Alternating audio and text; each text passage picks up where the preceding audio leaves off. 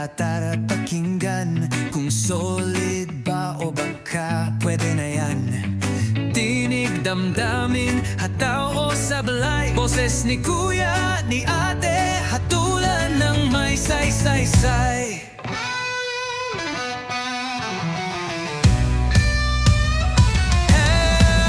Reaksyonaryo, musika, opinyon, walang halong filter. Makinig tayo, dito together. EI ang pangalan, opinyon ay malinaw. Kung trip mo ang totoo, dito ka tumambay.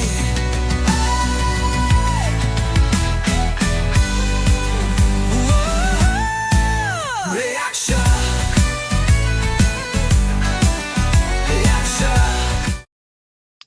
Hey, what's up?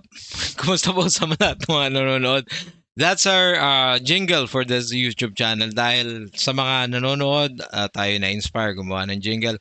Maraming salamat po and welcome sa panibagong episode ng Reaksyonaryo with EI. Musika opinion, walang halong filter. At ito naman, may bago tayong ipa-play, re-react na video. Wala iba kundi sa tawag ng tanghalan pa rin, isang mahusay na artist at alam ko marami nakakilala sa inyo dito sa artist na ito. Walang iba kundi si Raven. Alright, so magre-react tayo dito sa kanyang Regine Velasquez na medley na ni-request naman ng aking ate, ng aking kapatid, si Ate Wendy Niebres. Salamat po sa inyong mga requests na kung saan tayo magre-react ng mga videos. Magpapasalamat po ako kasi kung hindi dahil sa inyo, wala ako dito. Hindi ako gagawa ng mga videos. Salamat po. At pakinggan natin dahil ito, alam niyo naman si Raven, ibang klase dati. Talagang ano na rin to sabak na rin sa mga sinasabak na rin sa mga contest nung matagal na ilang taon na. And then let's listen to Raven. All right, Regine Velasquez medley. Let's go. Kailangan ko ikaw dito sa piling ko. Hirap niyan ha. Alam naman natin na hindi siya naturally born na female. Kaya talagang matindi ang pinagdaan ng practice nito ni Raven. Kailangan ko'y... Diba? Ang hirap. Ako, minsan pag nag-enjoy na ako masyado sa karaoke yan, kumakanta ako ng mga pambabae. Pero, syempre, kaduwit ko yung asawa ko.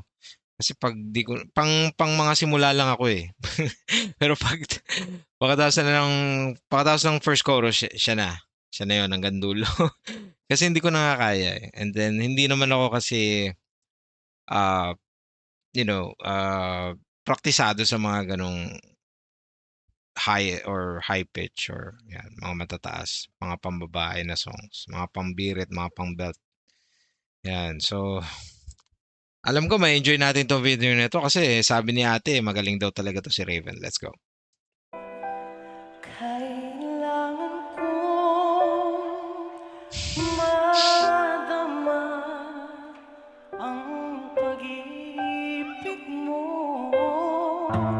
O giliw, nasaan na? Bakit lumisan ka? Grabe. Grabe 'yun. Yung pakinggan nyo kung paano siya huminga. Doon ako nabibilib sa paghinga ni Raven eh. Hindi ko grabing disiplina nito kasi hindi niya magagawa tong mga to kung sa breathing techniques kulang siya. Alam niyo 'yun. And I guarantee you kapag sa breathing, kapag may proper breathing exercises ka, hindi ka kakapusin kasi dinig na dinig yung boses niya eh. Balikan natin.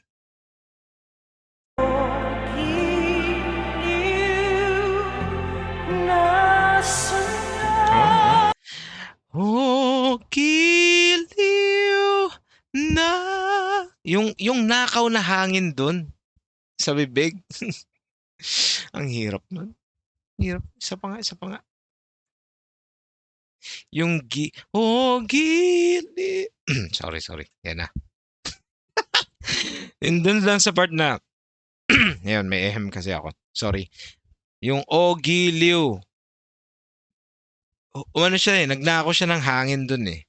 And then, pinasukan niya. Pakinggan niyo ulit. Yun, no? Ba?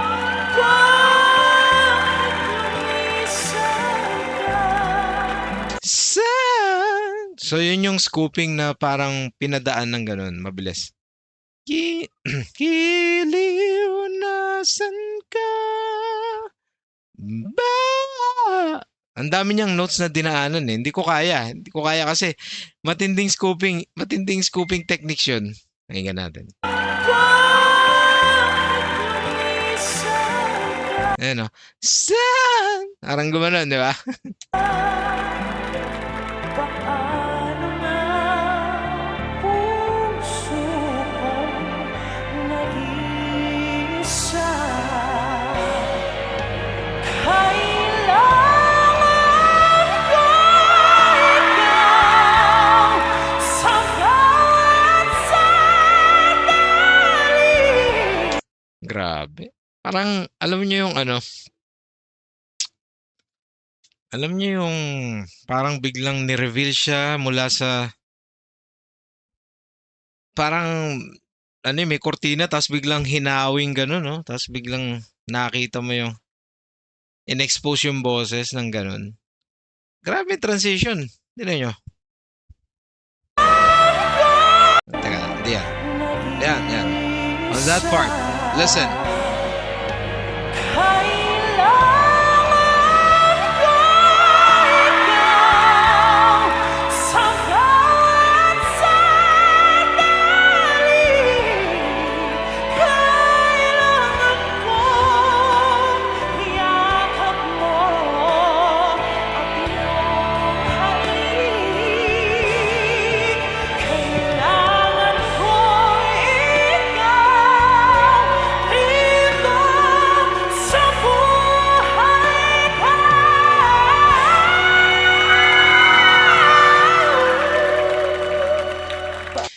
Ang ganda ng ginawa niya. Di ba? Hindi siya nag-push too hard. Pakinggan natin. Buhay ko.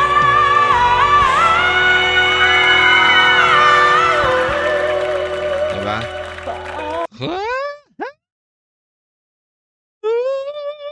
So, niluwagan niya para marinig yung boses niya and then pinaliit lang din uli.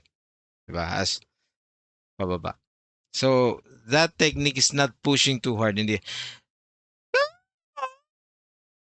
na siya nagganon. So, diba? Galing eh. She knows, Raven knows what techniques to apply. Ganon siya. Ano na puso kong nag-iisa.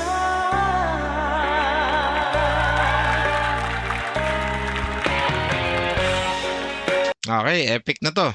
Yes, you belong to me, and I'm yours exclusively. Right. Sabi nga pag sa Philippines ka kumakanta sa singing contest, dapat ang mga piyesa mo, Regine, Whitney Houston, Mariah, Celine, yan. Yan ang mga piyesa rito. Pag kumakanta ka ng mga Ariana Grande, hindi masyado. Though magaling yon, dapat mga Jessie J. Diba? Sa bagay, Ariana okay din naman, pero hindi kasi siya yung kagaya ng mga epic na mga na mga ballad. Diba? Pero yan.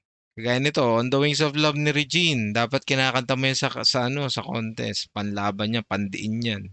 Now we'll even breathe each other. Inseparable it seems. We're flowing like a stream, running free, traveling on the wings of love.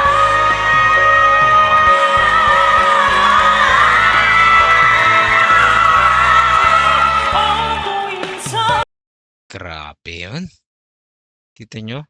Kung wala siyang proper breathing, hindi niya magagawa yun. Guarantee you. Kakapusin siya dun. Ang hirap nun. Napaka. On the wings of love.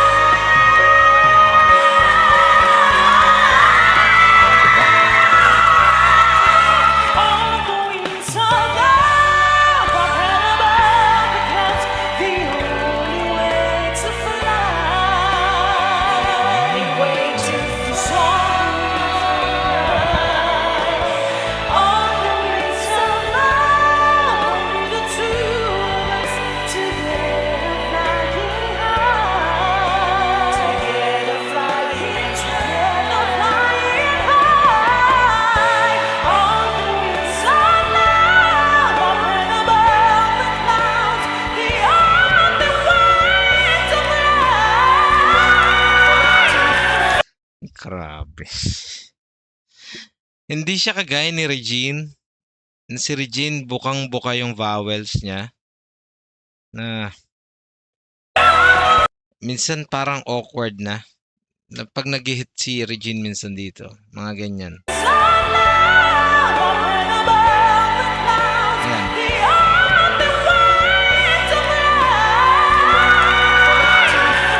Pag kay Regine yun. Tapos masyadong makapal. Ganun si Regine. And she only does that. Only Regine can do that, I think. Yeah. That's unique. That's her style. I respect that. And yeah. Magaling naman kasi talaga, And hindi niya rin magagawa yung kung kulang siya sa training. Yeah, napakahusay.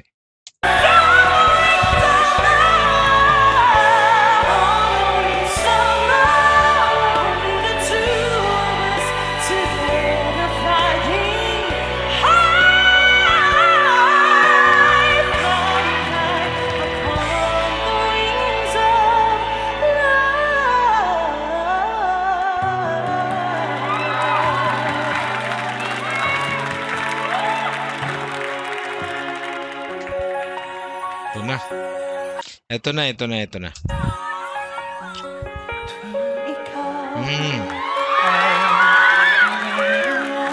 Okay, let's go.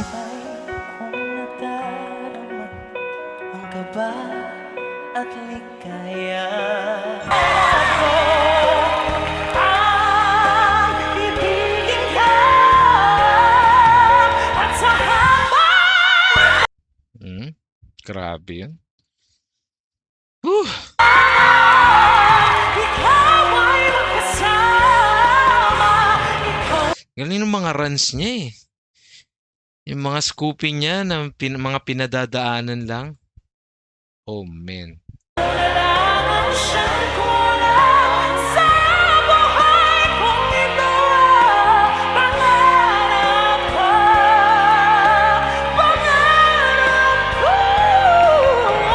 Yan no? Ano di yun?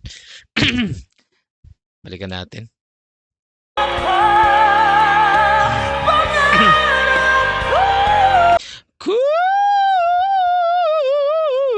Siyempre, mas magaling yung kay Raven, di ba?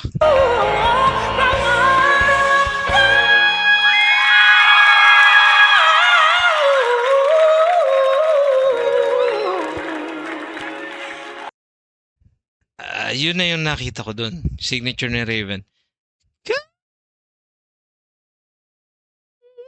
So, may ganun siyang klaseng technique na doon siya nagka-capitalize. Doon siya nag-i-invest. At natuklasan niya yun.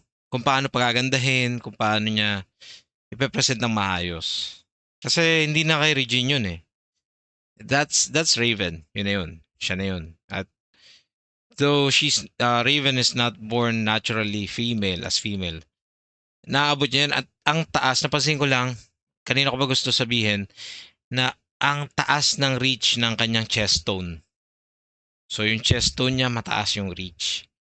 At sa kagaya niya, well, grabe. Years of training and of course, discipline. Yun, dedication. Yung kanyang actually vocation na 'to, eh, talagang niyakap niya ng gusto at napakahirap nito, napakahirap niyan. Hindi madali 'yan sa isang singer, sa isang artist. Kaya nga I respect yung mga ganitong artist na napakahusay. They put their lives on it. Buhay na talaga nila 'yan, nananalaytay na sa mga dugo nila 'yan and nakakatuwa lang na makanood ng mga ganito. It really, nakaka-excite at, sobra nakakagulat. Coming from Raven, 'di ba? I can never imagine I'm watching this right now na, well, tawag ng tanghalan is talagang magaling sila mag-discover ng mga talents, of course, ng mga singers. Kasi yung mga ganitong level ng mga kanta ng mga artists, hindi na 'to pang singing contest. Hindi. Yung mga ginagawa ng tawag ng tanghalan, hindi. Alam nyo, kaya si Sofronio, napakagaling niya doon sa The Voice sa ibang bansa. Kasi nga naman, yung mga artist doon, hindi ganito kabongga kumanta. Sa atin, grabe. Kala mo may may piyesta pag kumakanta. Grabe yung arrangement ng songs, grabe yung boses ng mga artist. Yung mga gantong klaseng performance, pang finale na to ng America's Got Talent. Ganun siya katindi. Ay, panoorin nyo yung mga singers sa America's Got Talent. British Got Talent. Kapag sinabing singer, ay grabe, bongga talaga. Kala mo may bababang helicopter sa gitna. As in, ganun sila. Tayo, we're bringing it here sa ganitong klaseng contest. Na parang casual ang dating. Na yung audience mismo, alam nila. They know the standards. Alam nila kung ano yung magaling sa hindi. So even the judges, random people, kaya nilang mag-judge. Alam nila. Kasi we are being exposed to these types of talents and artists. Kaya I commend talaga itong tawag ng tanghalan. Napakagaling, napakahusay ng mga contestants. And me myself, I could never imagine myself joining kasi nag-try ako once, ayoko na. Nakakapagod nakaka-exhaust, 'di ba? Oras mo, pagod, and your time. Hindi ko kaya yun ibigay. Pero salute to these artists na napakahusay. Teka, tapusin natin 'to.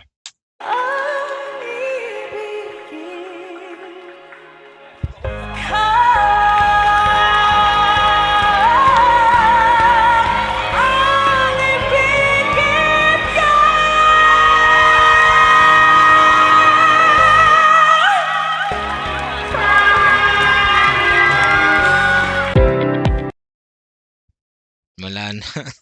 Wala na akong masabi. Wala na, finish na. Whew! Galing. Yung mga ganitong artist, again, I keep on saying na hindi mapaparisan yung kanilang dedication. And the people around them, yung support na natatanggap nila sa pamilya nila, sa friends, wow. Grabe. And yeah, papasalamat ako sa tawag ng tanghalan dahil may ganito silang klaseng showcase nila yung mga talents. And yeah, nilawakan pa nila ng gusto at dinamihan pa nila yung ways para maka-join yung iba, right? So, salamat din of course sa WSM Entertainment sa video na ito. At patuloy ako nakakapag-react. At subscribe kayo sa kanila. Yung maraming mga artists silang feature. Maraming salamat. Ito po ang reaksyonaryo. Event po. Reaksyon. Tama. Diba? Reaksyonaryo, musika, opinion, walang halong filter. Salamat po. Patugtugin ko ulit yung aking music. Thank you. May bago na namang kanta, tulad ng may say-say-say.